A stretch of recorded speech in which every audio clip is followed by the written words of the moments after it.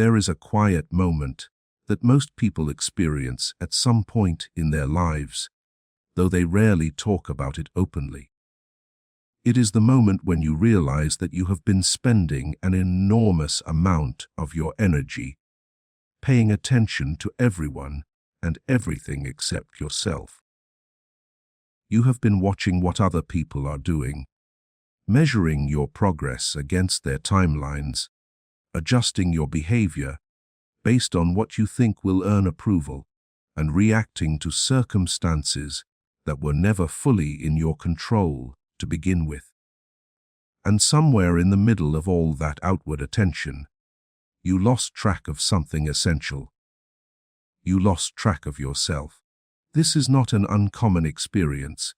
In fact, it may be one of the most universal patterns in human behavior. We are social beings. We are wired to notice how others perceive us, to seek belonging, to want recognition and acceptance. There is nothing wrong with any of that on its own, but when the desire for external validation becomes the primary engine driving your decisions, your habits, and your emotional state, something begins to go wrong. You start living reactively instead of intentionally. You start shaping your days around what others expect, rather than around what genuinely matters to you. And over time, you begin to feel a growing sense of disconnection, as if you are always busy, but never actually building anything that feels meaningful.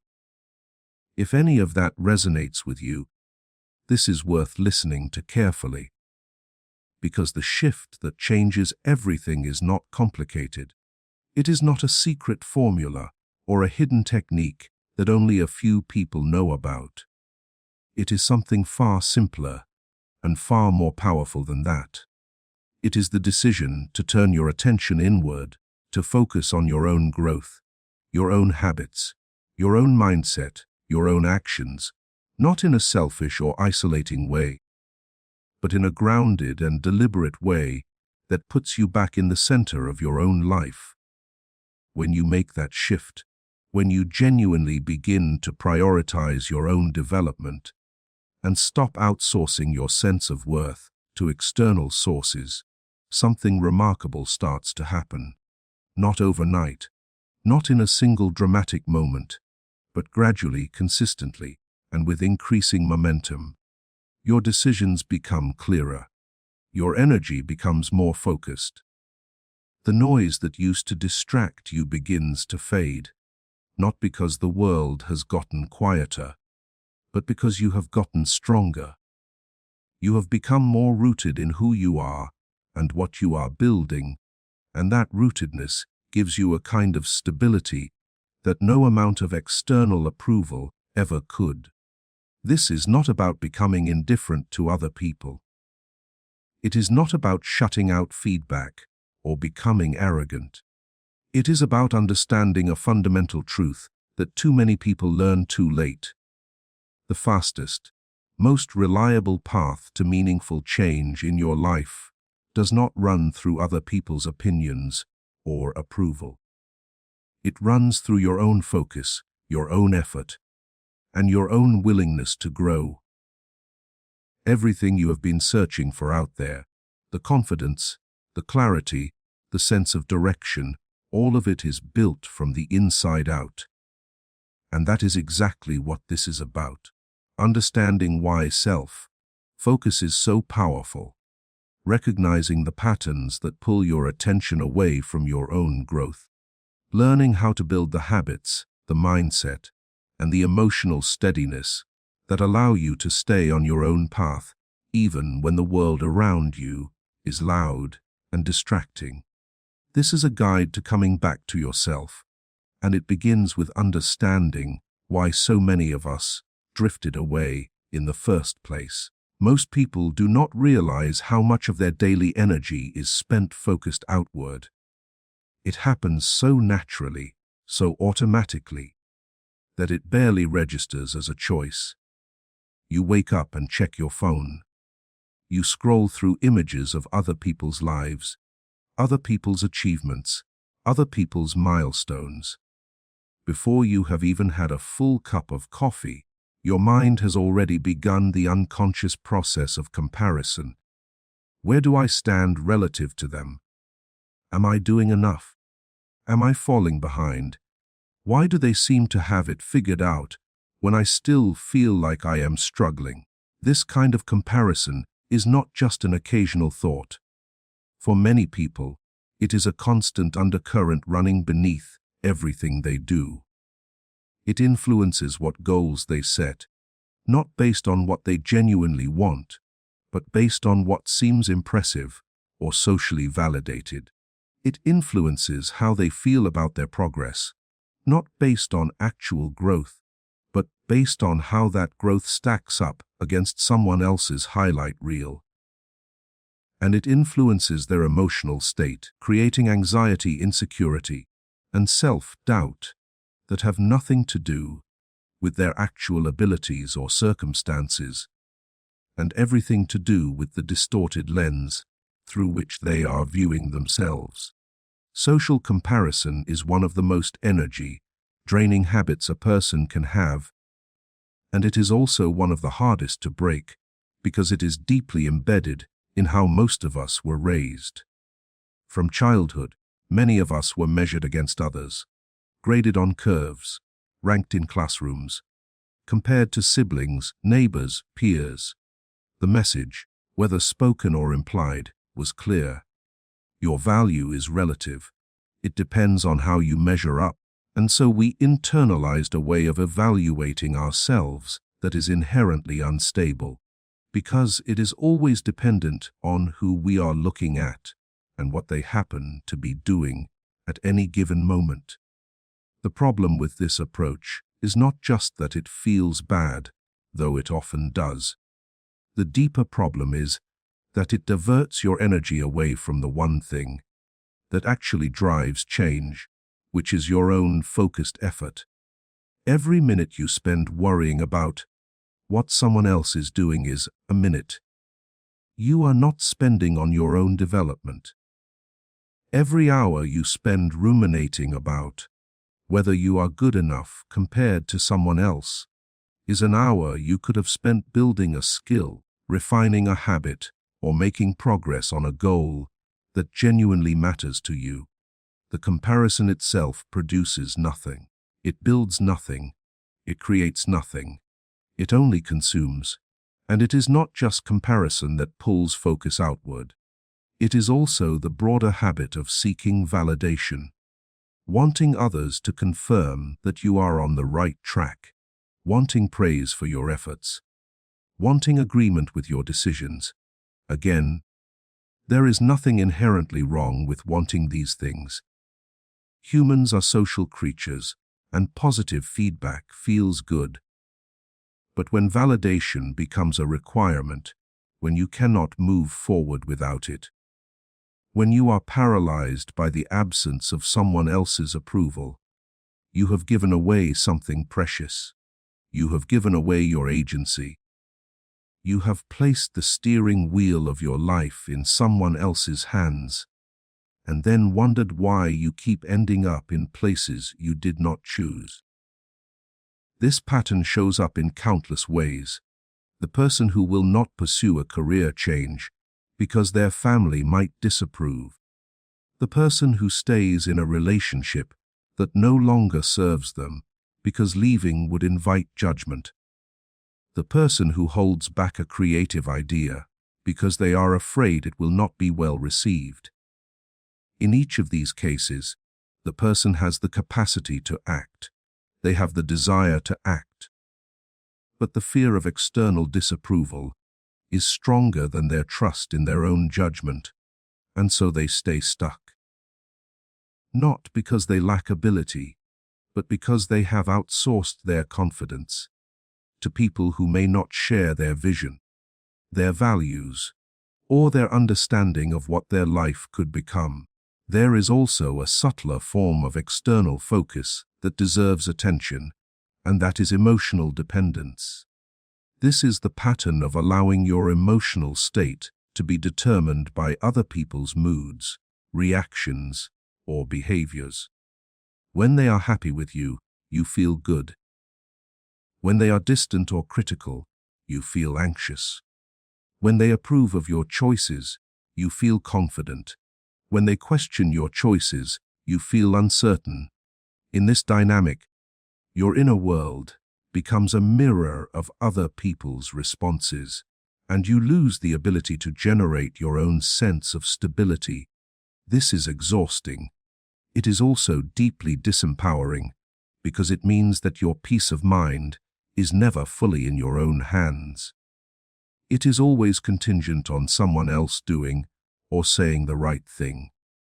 And since you cannot control other people, you are left in a state of perpetual vulnerability, always one comment, one look, one silence away from having your entire emotional equilibrium disrupted.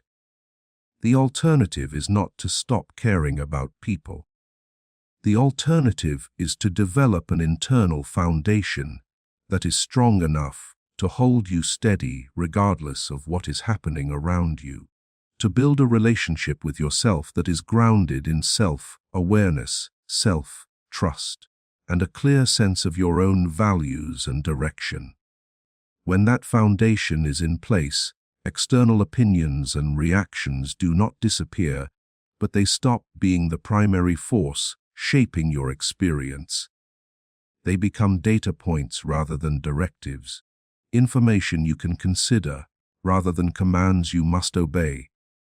And that shift, from external dependence to internal grounding, is where real transformation begins, not because the world changes, but because your relationship to it changes. You stop reacting to everything. You start responding with intention. You stop chasing approval. You start building something that does not require it, and the energy that was being scattered across 100 different external concerns becomes concentrated, focused, and directed toward the one thing that actually moves your life forward, which is your own deliberate growth. There is a particular kind of exhaustion that comes from living this way, from spending years oriented outward, and it is worth understanding because so many people experience it without knowing what it is. Consider someone, a person you might recognize in yourself or in someone you know, who spent the first several decades of their life doing everything they were supposed to do. They were responsible. They were accommodating. They showed up for everyone. They were the person others called when they needed help, when they needed advice, when they needed someone to pick up the slack. And they took pride in that role. Being needed felt like being valued. Being reliable felt like being worthy. But underneath that pride, something else was growing. A quiet resentment. A sense of being unseen. A nagging question that surfaced in the rare moments of stillness. When is it my turn? When do I get to focus on what I want? When does someone show up for me the way I show up for everyone else? This person did not start out neglecting themselves. It happened gradually. A favor here, a compromise there, a goal postponed because someone else's needs felt more urgent, a dream set aside because pursuing it might inconvenience or upset someone. Over time, the pattern became so ingrained that the person could not even remember what their own priorities were. They had spent so long attending to everyone else's needs that their own needs had become invisible, even to themselves. And then something happened. Maybe it was a health scare. Maybe it was a relationship ending. Maybe it was simply a morning where they woke up and realized that despite all their effort, despite all their sacrifice, despite all their giving, they felt empty, not burned out in the way you feel after a hard week of work. Empty in a deeper way. The way you feel when you realize that you have been building someone else's life while your own sits untouched. That moment of realization is painful. It comes with grief for lost time, It comes with anger at yourself for allowing it. It comes with confusion about how to move forward when you have spent so long moving in someone else's direction. But it is also, if you let it be, the most important turning point you will ever experience. Because it is the moment when you finally understand that no one is coming to redirect your life for you. No one is going to tap you on the shoulder and say, "It is time to focus on yourself now." That permission has to come from you. That decision has to come from you. And it has to come not as a reaction to crisis, but as a deliberate, ongoing commitment to your own development. This person, the one who spent years oriented outward, did not change overnight. They did not wake up one morning and suddenly become self-focused and unbothered by others' opinions. The shift was slow. It started with small things, saying no to a request that they would have automatically said yes to before. Spending 30 minutes in the morning on something that was purely for their own growth, not for anyone else's benefit. Noticing, without judgment, the urge to check in with others before making a decision and choosing, just once, to trust their own instincts instead. Each of these small acts of self-focus felt uncomfortable at first. There was guilt. There was the fear that people would think they were being selfish. There was the deeply ingrained belief that their value depended on their usefulness to others, and that focusing on themselves meant becoming less valuable. But as the days turned into weeks, and the weeks turned into months, something began to shift. The guilt faded, the fear softened, and in their place, something new began to grow. A sense of ownership, a feeling of returning to themselves after a long absence, a quiet confidence that did not depend on anyone else's reaction to sustain it. The changes showed up in unexpected ways.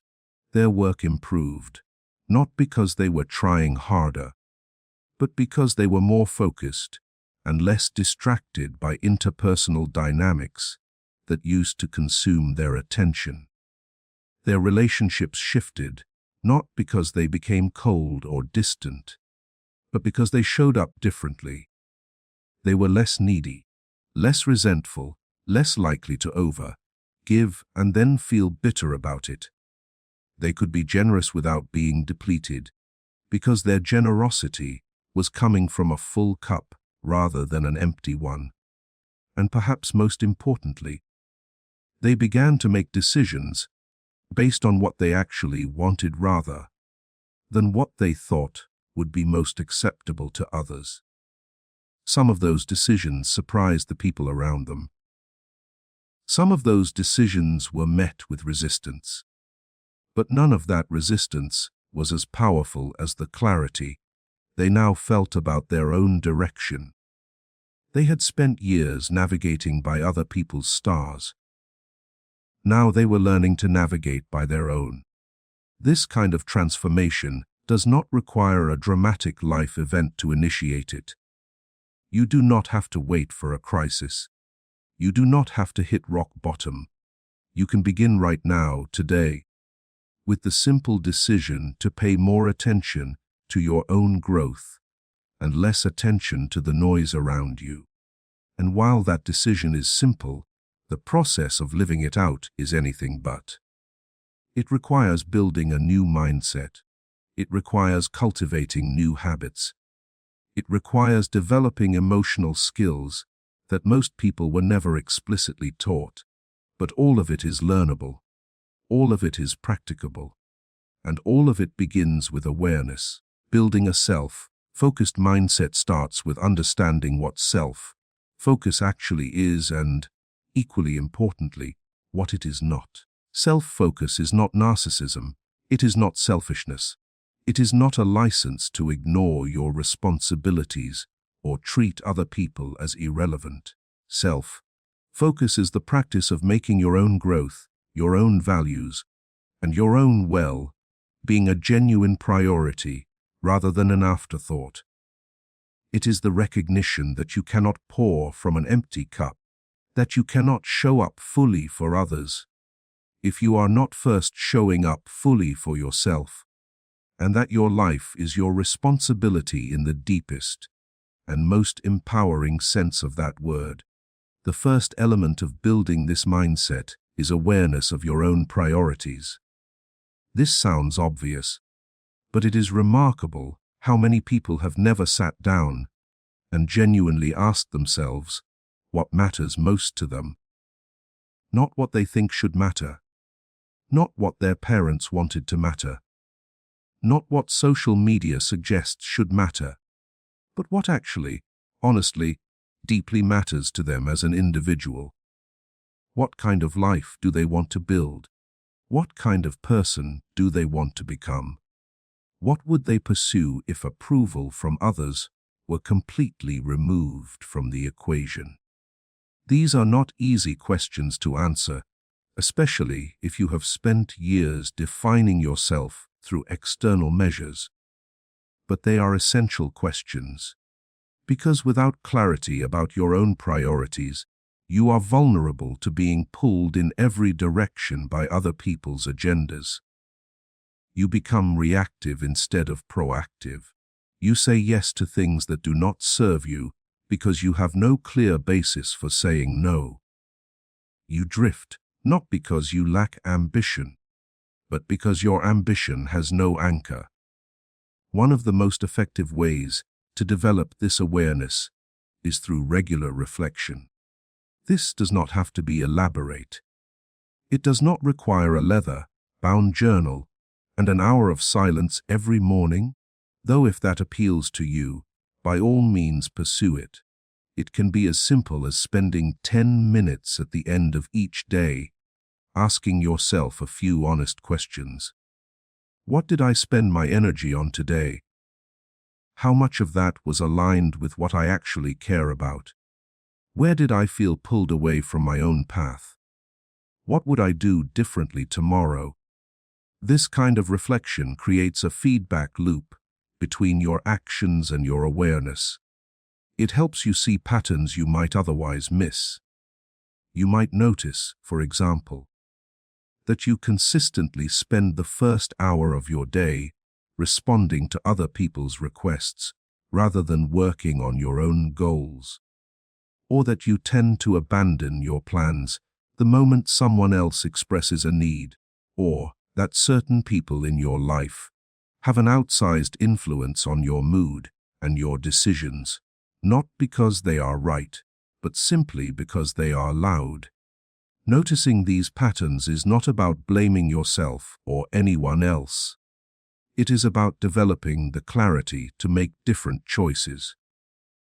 Because you cannot change a pattern you do not see, and most of the patterns that keep people stuck are invisible until someone makes the deliberate effort to look at them honestly.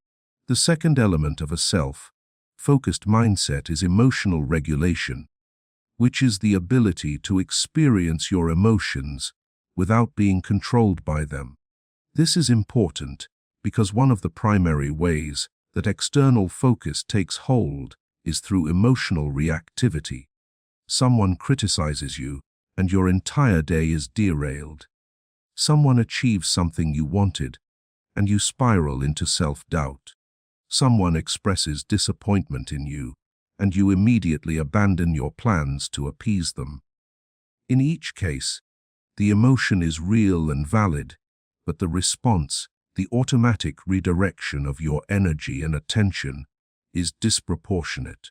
Emotional regulation does not mean suppressing your feelings. It does not mean pretending you are unbothered when you are actually hurt.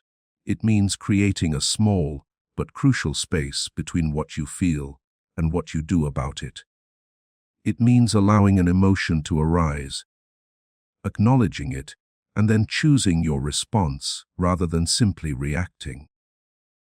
This is one of the most powerful skills a human being can develop because it puts you back in the driver's seat. Your emotions inform you, but they do not dictate your actions. Your feelings are real, but they are not always reliable guides to the best course of action. Especially in moments of high intensity, developing this skill takes practice. It is built through thousands of small moments where you catch yourself about to react and choose instead to pause, to breathe, to ask yourself what response would actually serve you right now, as opposed to what response your emotions are demanding. Over time, that pause becomes more natural. The space between stimulus and response widens. And in that widened space, you find something invaluable. You find choice. The choice to respond in a way that aligns with your values, rather than in a way that simply discharges emotional energy. The third element is the gradual development of self-trust. This is perhaps the most important element of all, because without self-trust, self-focus is impossible. If you do not trust your own judgment, you will always be looking to others for direction. If you do not trust your own values, you will always be adjusting them to match whoever is in the room. If you do not trust your own ability to handle difficulty, you will always be trying to control your environment rather than developing your capacity to navigate it. Self-trust is built through action. It is built by making commitments to yourself and keeping them, by setting small goals and following through, by making a decision and standing by it, even when it is uncomfortable, even when others disagree. Every time you do what you said you would do, you send a signal to yourself that you are reliable, that you can be counted on, that your word means something, not just to others, but to you. And that signal, repeated over time, creates a bedrock of self-confidence that is not dependent on anyone else's approval to sustain itself. This is how mindset shifts change behavior and outcomes, not through affirmations or positive thinking alone, though those can play a role, but through the concrete, daily practice of aligning your actions with your intentions. When your mindset shifts from seeking external validation to building internal foundation, your behavior naturally follows. You stop waiting for permission. You stop hesitating until someone else gives you the green light. You start acting from your own clarity, and that action, repeated consistently, changes the trajectory of your life in ways that no amount of external approval ever could. Once that mindset is in place, even partially, the question becomes practical. How do you translate self-focus into daily life? How do you turn an internal shift into external results? The answer is habits. Not grand, dramatic life overhauls, but small, consistent, daily practices that compound over time into significant change. There is a reason that habits are so central to personal transformation. It is because your life, at its core, is the sum of what you do repeatedly, not what you do occasionally, not what you do in bursts of motivation, but what you do every day, almost without thinking. Your morning routine, your evening wind down, how you spend the hours in between. These patterns shape your health, your productivity, your relationships, and your mental state far more than any single decision ever could. The challenge most people face with habits is not that they do not know what to do. Most people have a general sense of what good habits look like. Wake up at a reasonable hour, move your body, eat well, do focused work, limit distractions, get enough sleep. The challenge is not knowledge. The challenge is consistency. And consistency is where self-focus becomes absolutely essential. Because here is what happens when your focus is external.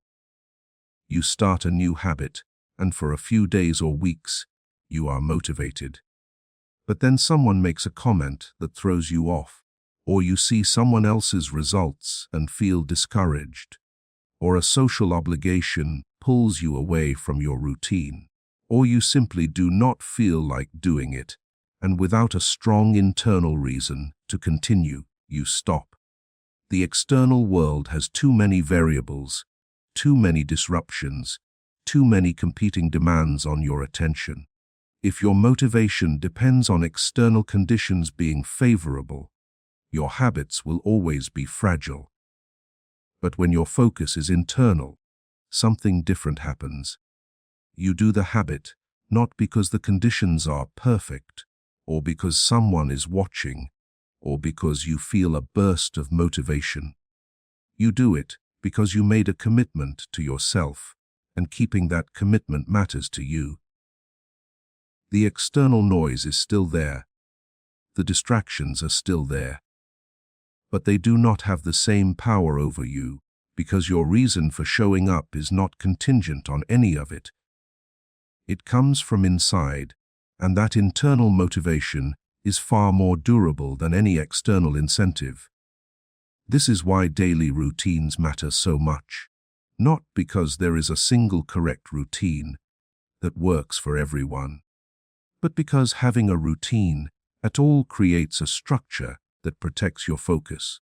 When you know what you are doing in the first hour of your day, you are less likely to spend that hour scrolling through other people's lives. When you have a clear plan for your work sessions, you are less likely to drift into unproductive comparison or distraction. The routine itself becomes a container for your self-focus. It is the practical expression of your commitment to your own growth. And within that routine, the specific habits you choose matter less than you might think.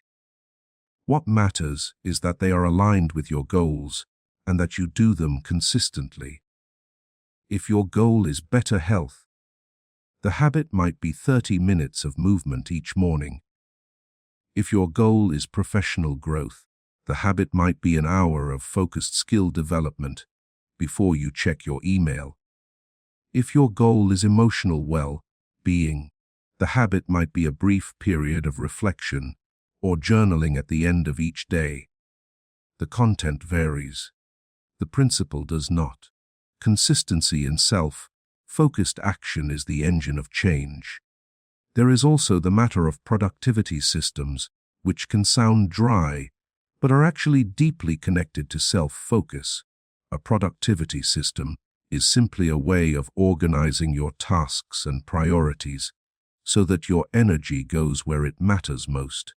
Without such a system, most people default to urgency-driven behavior. They spend their days responding to whatever feels most pressing in the moment, which usually means other people's demands rather than their own goals.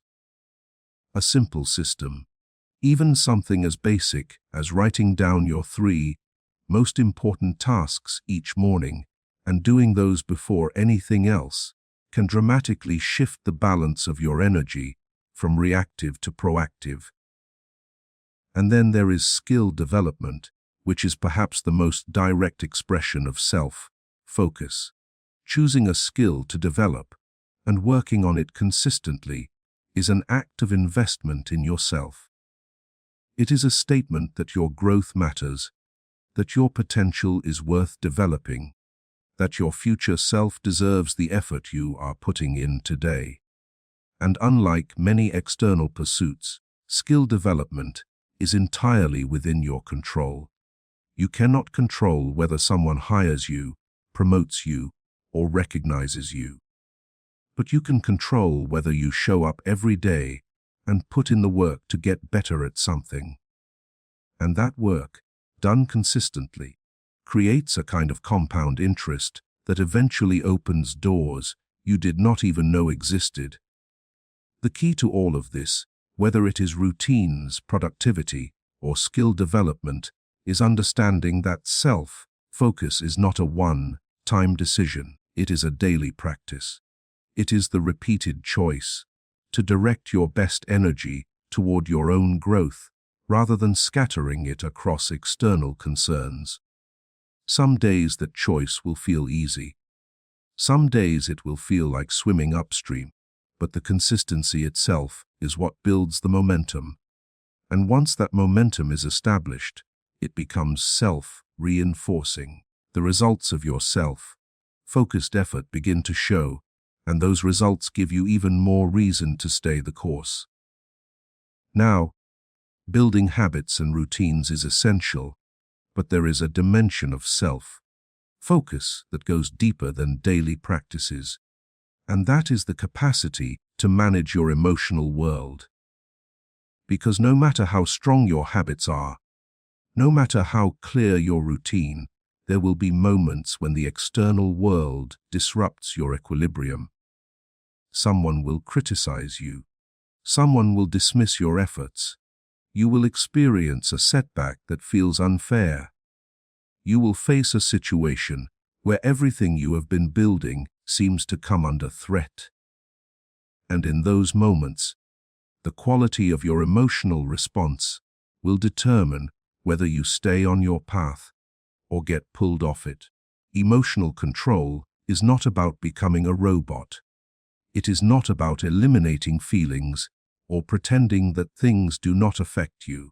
It is about developing the ability to feel what you feel without letting that feeling hijack your behavior.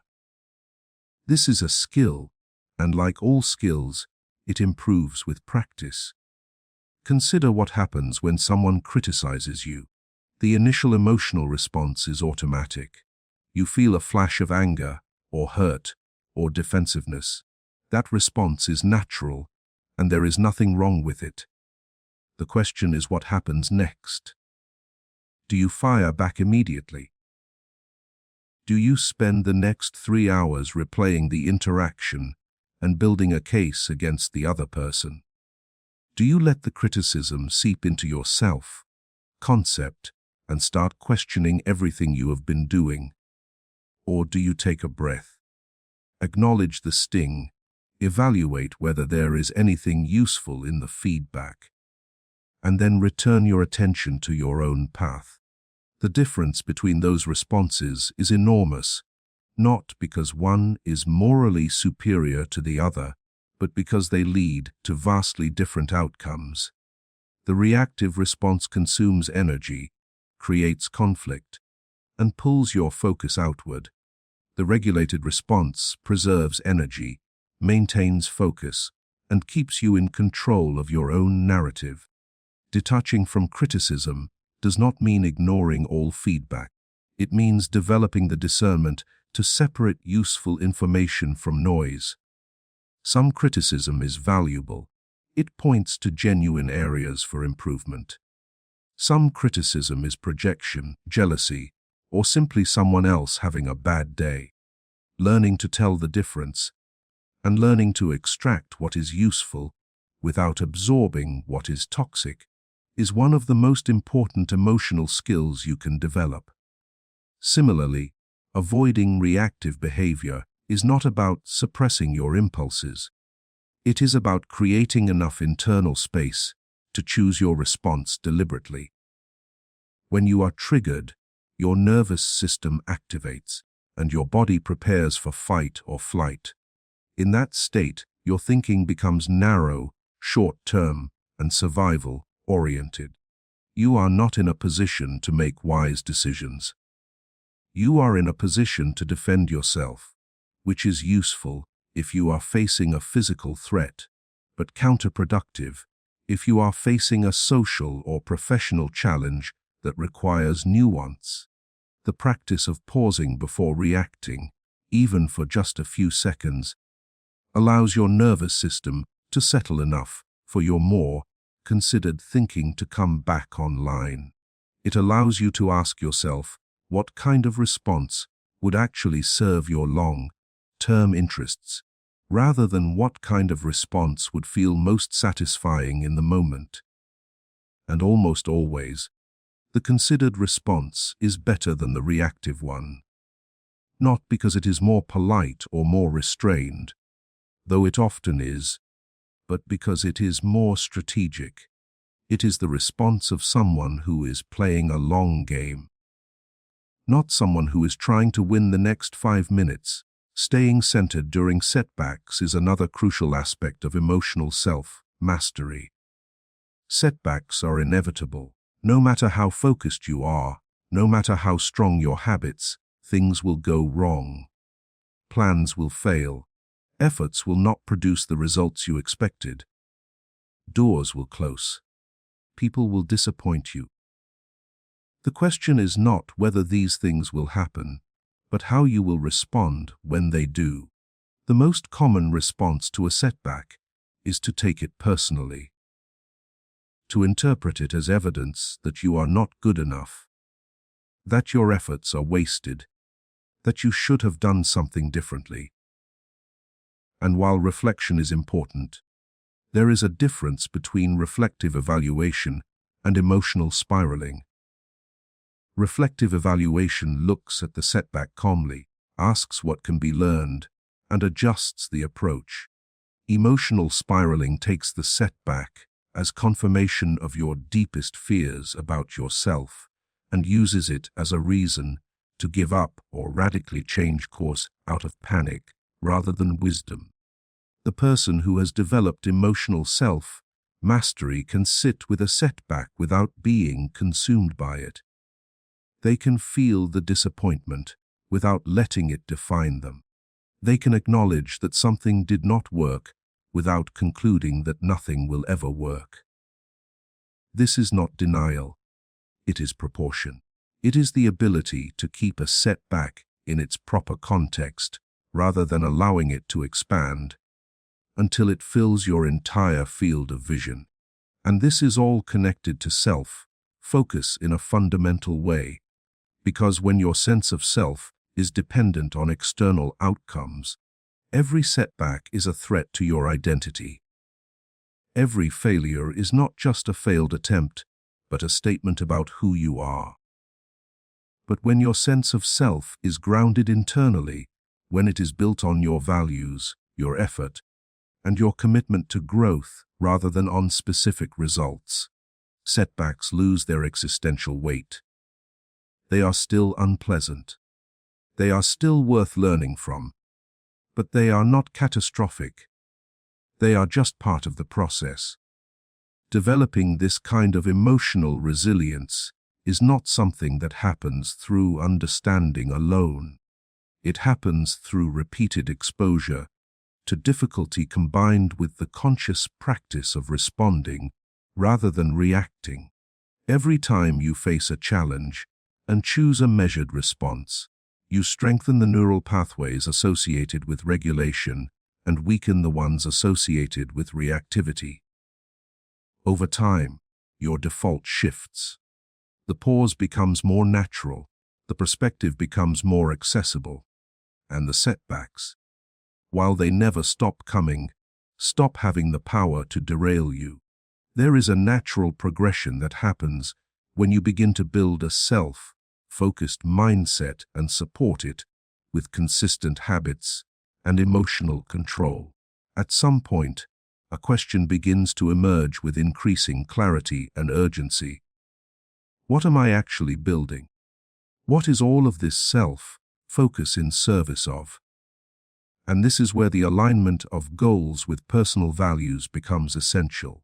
Many people set goals based on external benchmarks. They pursue things because those things are socially valued, because they saw someone else achieve them, because they feel like they are supposed to want them. And there is nothing inherently wrong with ambition or aspiration. But when your goals are not connected to your actual values, pursuing them feels hollow. Even achieving them feels hollow. You arrive at the destination and discover that it was not really where you wanted to go. You just did not realize that until you got there. This is why values clarification is such a powerful exercise, even though it sounds deceptively simple. Your values are the things that matter to you at the deepest level. Not the things you have been told should matter. Not the things that look impressive on a resume. But the things that, when you are living in alignment with them, give you a sense of rightness and coherence. Things like integrity, creativity, connection, autonomy, contribution, learning, health, freedom, family. The specific values vary from person to person. What matters is not what they are, but that you know what yours are and that your goals are connected to them. When your goals are aligned with your values, motivation becomes less of an issue. You do not need to constantly pump yourself up or find external reasons to keep going. The alignment itself provides a steady, sustainable fuel. You wake up knowing why you are doing what you are doing. You make sacrifices knowing what they are in service of. And when things get hard, as they inevitably will, you have a deep reservoir of purpose to draw from, not just a surface-level desire for a particular outcome. Conversely, when your goals are misaligned with your values, no amount of self-discipline will make the pursuit feel meaningful. You can force yourself to show up, but you cannot force yourself to care. And without genuine caring, the quality of your work suffers, your energy depletes faster, and the results, even if they come, do not bring the satisfaction you expected. This is one of the most common sources of burnout. Not too much work, but too much work that does not matter to you. The process of aligning your goals with your values requires honesty that many people find uncomfortable. It requires admitting that some of the things you have been chasing were never really yours. They were borrowed dreams, expectations absorbed from parents, peers, culture. Admitting that is not a failure, it is a liberation. Because once you let go of goals that do not belong to you, you create space for goals that do. And those goals, because they are genuinely yours, carry a different energy. They are more focused, more resilient, and more deeply motivating. This alignment also serves as a natural filter for distraction. When you are clear about what matters to you and what you are working toward, it becomes much easier to say no to things that do not fit. The social event that would be fun, but would cost you a morning of focused work. The side project that sounds interesting, but does not connect to anything you are building. The opinion of someone who does not share your values, and therefore cannot meaningfully evaluate your choices. When you have clarity about your direction, these things lose their pull. Not because they are bad, but because they are not relevant to where you are going. And this is where self-focus and goal alignment create a powerful feedback loop. Self-focus gives you the awareness to identify your values. Your values guide your goal setting. Your goals give your daily habits direction and purpose. And your daily habits, executed consistently, produce results that reinforce your self-focus and deepen your clarity. Each element strengthens the others, and over time, the loop becomes self-sustaining. You do not need someone else to motivate you, because the system itself generates motivation. You do not need external validation, because the alignment between your values, your goals, and your daily actions provides its own deep sense of satisfaction. This does not mean that the path is always smooth. There will be periods of doubt. There will be moments when you question whether you are on the right track. There will be times when the gap between where you are and where you want to be feels overwhelming. But when your goals are rooted in your genuine values, those moments of doubt are navigable. They are temporary disruptions rather than existential crises. You can pass through them and come out the other side with your direction intact, because the direction was never based on a whim or someone else's expectations. It was based on something real inside you, and that foundation holds, even when the surface gets rough. Living with self-focus in the modern world presents unique challenges that are worth addressing directly, because understanding the obstacles is part of navigating them successfully.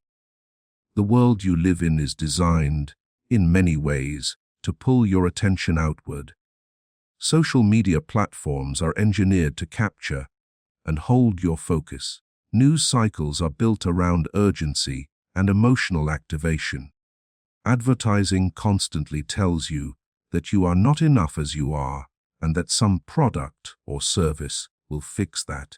Even well-meaning friends and family can, without intending to, pull your attention away from your own growth by projecting their fears, expectations, or agendas onto you. None of this means the world is against you. But it does mean that maintaining self-focus requires deliberate effort. It is not something that happens by default. It is something you have to protect. One of the most practical strategies for protecting your focus is managing your digital environment. This does not necessarily mean deleting all your social media accounts or throwing your phone into a river. It means being intentional about when and how you engage with digital content. It means recognizing that the first hour of your day, before your mind has fully woken up and before your priorities are clearly established, is particularly vulnerable to digital distraction. If you fill that hour with other people's content, other people's lives, other people's opinions, you are starting your day in reactive mode. Your attention has been captured before you have even had a chance to direct it. A simple but powerful practice is to protect your first hour. Use it for yourself, for your routine, for your priorities, for the focused work or reflection that sets the tone for the rest of the day. The emails, the messages, the notifications, they will still be there after that hour. But the quality of your attention, the freshness of your focus, that is a limited resource. And it is at its peak first thing in the morning. Using it for your own purposes, rather than everyone else's, is one of the most impactful changes you can make. Beyond the first hour, there is the broader question of how you consume information. Not all information is created equal. Some of it is genuinely useful. It expands your understanding, challenges your thinking, helps you grow. Some of it is noise. It activates your emotions without educating your mind. It creates the illusion of being informed without actually making you wiser or more capable. Learning to distinguish between these two types of information and deliberately reducing your exposure to the noise is an ongoing practice that pays enormous dividends in terms of mental clarity and emotional stability. Your physical environment also plays a larger role in self-focus than most people realize. The spaces you spend time in influence your mood, your energy, and your ability to concentrate. A cluttered, chaotic environment tends to produce cluttered, chaotic thinking. A space that is organized, calm, and intentionally designed to support your work and your well-being creates conditions that make self-focus easier. This does not mean you need a perfectly curated workspace. It means being aware that your environment is not neutral. It is either supporting your focus or undermining it, and you have more control over that than you might think. Social engagement is another area where intentionality matters. The people you spend time with have a significant impact on your mindset, your habits, and your sense of what is possible. This is not about cutting people off or becoming socially isolated. It is about being strategic. It is about recognizing that some relationships energize you and align with the direction you are moving, while others deplete you and pull you toward patterns you are trying to outgrow.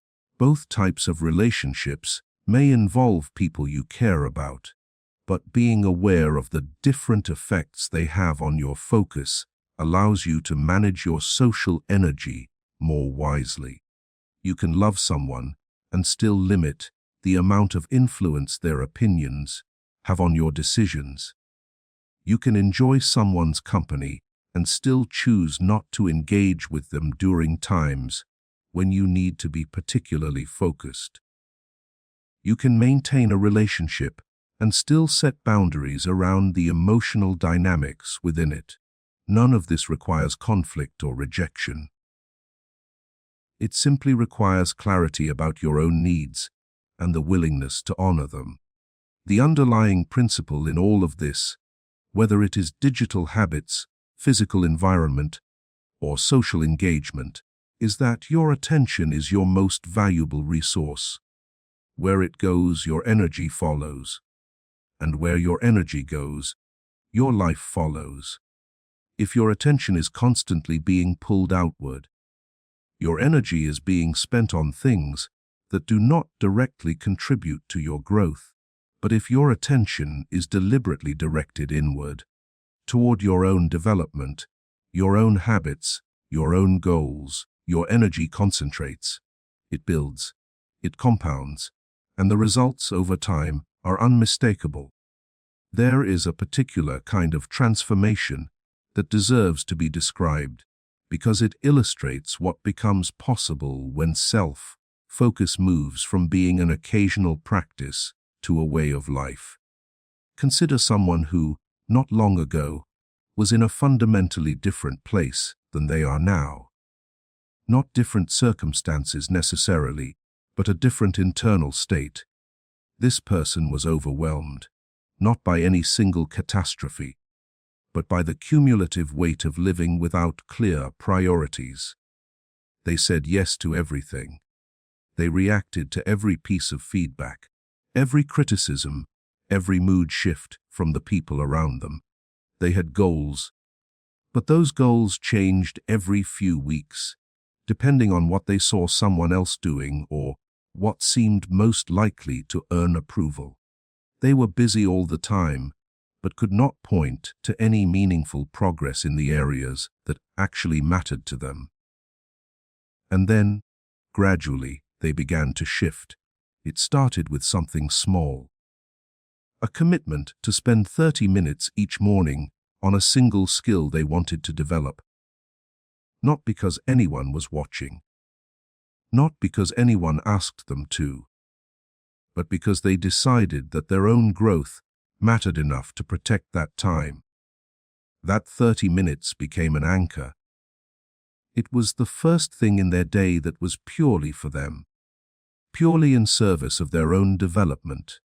And from that anchor, other changes followed. They began to notice how much of their day was spent reacting to other people's demands, and they started creating boundaries, not aggressive boundaries, not walls, just quiet, consistent limits that protected their energy and their focus. They began to pay attention to their emotional patterns. They noticed that certain people and certain environments triggered a spiral of comparison and self-doubt, and they started managing their exposure to those triggers. Not by avoiding difficult conversations, but by entering them from a grounded place rather than a reactive one. They clarified their values. They wrote down what actually mattered to them, not what they thought they should value, but what they genuinely cared about. And they started measuring their decisions against those values rather than against other people's expectations. Over months, the cumulative effect of these small shifts became significant. Their work improved because their focus improved. Their relationships improved because they were no longer over-functioning or people-pleasing. Their emotional state improved because they were no longer at the mercy of every external stimulus. They did not become a different person. They became more fully themselves. And the life they were building, piece by piece, habit by habit, decision by decision, began to reflect that. This is not a dramatic story. There was no single turning point, no moment of crisis that forced the change. It was a slow, steady accumulation of self-focused choices that, over time, produced a life that felt more intentional, more aligned, and more genuinely satisfying than anything that external validation had ever provided. And that is the nature of this kind of transformation. It is not flashy. It does not announce itself. It is quiet and cumulative and deeply personal. And it is available to anyone who is willing to make the sustained effort to focus inward. As you consider everything that has been explored here, there is a central truth worth returning to, because it is easy to understand intellectually, but difficult to live consistently. And that truth is this: the most powerful change you will ever make in your life will not come from controlling your circumstances. It will not come from managing other people's perceptions of you.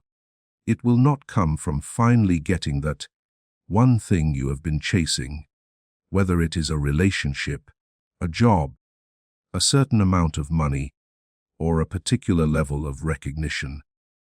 The most powerful change will come from deciding, clearly and consistently, that your own growth matters, that your own mind is worth training, that your own habits are worth building, that your own emotional world is worth understanding, and that your own path, even when it does not look like anyone else's, is worth walking with full commitment. This is not a promise of instant results. It is not a guarantee that everything will fall into place the moment you shift your focus inward.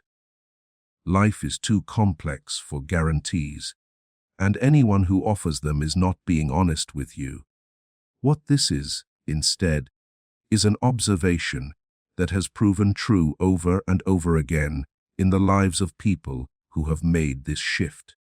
When you stop scattering your energy across external concerns and start concentrating it on your own development, the quality of your life changes, not magically, not overnight, but steadily, reliably, and in ways that compound over time. You will still face challenges. You will still encounter people who doubt you, criticize you, or try to pull you off your path. You will still have days when your focus wavers and old patterns reassert themselves. That is not failure. That is the normal, messy, non-linear process of growth. The point is not to do it perfectly. The point is to keep coming back, to keep redirecting your attention to where it belongs, which is on the things you can control, the actions you can take, and the person you are becoming. When you do that, something subtle but profound happens. The external world does not change on command, but your experience of it changes.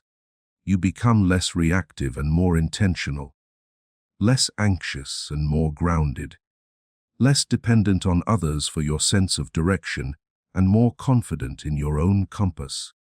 The noise does not disappear, but it loses its power over you. And in the space that opens up, you find something you may not have felt in a long time. A sense of being at home in your own life. A sense that you are, finally, building something that is truly yours. That sense of ownership, of alignment, of living from the inside out rather than the outside in, is not a luxury. It is the foundation of a meaningful life, and it is built, day by day, choice by choice, through the simple and profound practice of focusing on yourself. Not because you are the center of the universe, but because you are the center of your life. And from that center, everything else becomes possible.